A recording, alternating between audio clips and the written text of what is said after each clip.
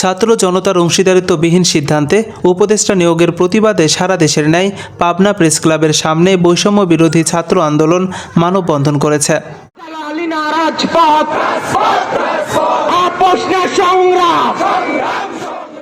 মানববন্ধনে পাবনার প্রধান সমন্বয়ক ফাহাদ তার বক্তব্যে বলেন, উপদেষ্টা মোস্তফা সারোয়ার ফারুকী এবং শেখ বশির উদ্দিনকে উপদেষ্টা থেকে বাদ দিতে হবে এবং উত্তরবঙ্গ থেকে উপদেষ্টা নিয়োগ দিতে হবে। আমরা আপনাদেরকে সরকারে বসিয়েছি, আপনাদেরকে আমাদের কথা শুনতে হবে, আমাদের কথা মানতে হবে। উত্তরবঙ্গ থেকে কেন কোন উপদেষ্টা নাই তার জবাব দিতে হবে। খুবই দ্রুত সময়ের মধ্যে উত্তরবঙ্গের উন্নতি কল্পে উপদেষ্টা নিয়োগ দিতে হবে। আর যদি নিয়োগ দেওয়া না হয়, আপনাদেরকেও আমরা স্বৈরাচারের দোসর বলে গণনা করব।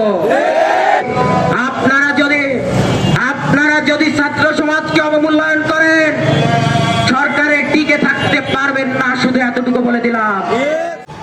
এ সময় ফারুকীকে আওয়ামী লীগের দোসর এবং সমকামী প্রমোটার বলে আখ্যা দেন আরেক সমন্বয়ক।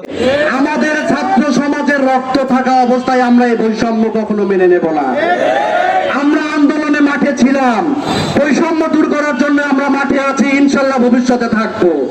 আমাদের ছাত্রদের পূর্ণাঙ্গ দাবি আদায় না হওয়া পর্যন্ত আমরা এই মাঠে থাকবো ইনশাল্লাহ।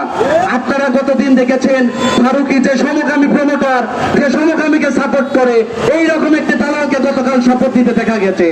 বাংলাদেশে কোনো সমকামীর স্থান হবে না, হবে না, হবে না। দেশি বিদেশিদের চাপে প্রধান উপদেষ্টা ডক্টর ইউনূস আওয়ামী লীগের 2 দালালকে উপদেষ্টা দিয়েছেন বলে জানান ছাত্র আন্দোলনের অন্যতম সাহসী নারী মনিরা।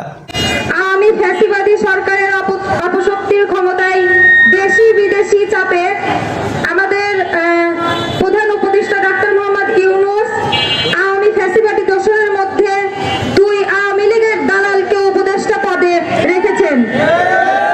আমরা পাবনা জেলা বৈষম্য বিরোধী ছাত্র আন্দোলনের পক্ষ থেকে তীব্র নিন্দা ও প্রতিবাদ জানাচ্ছি।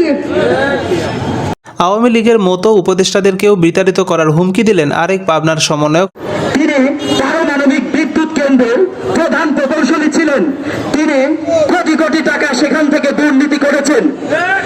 এ থেকেই প্রমাণ হয় এই ফারুকী আওয়ামী সরকারের একজন লেসপেন্সার দালাল।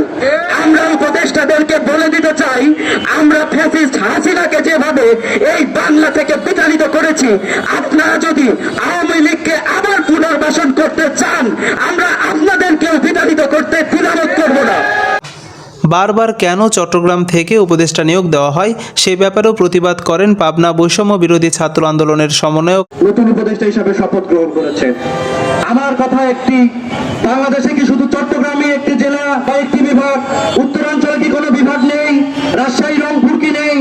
বারবার কেন চট্টগ্রাম থেকে উপদেষ্টা নিয়োগ দেওয়া হয়?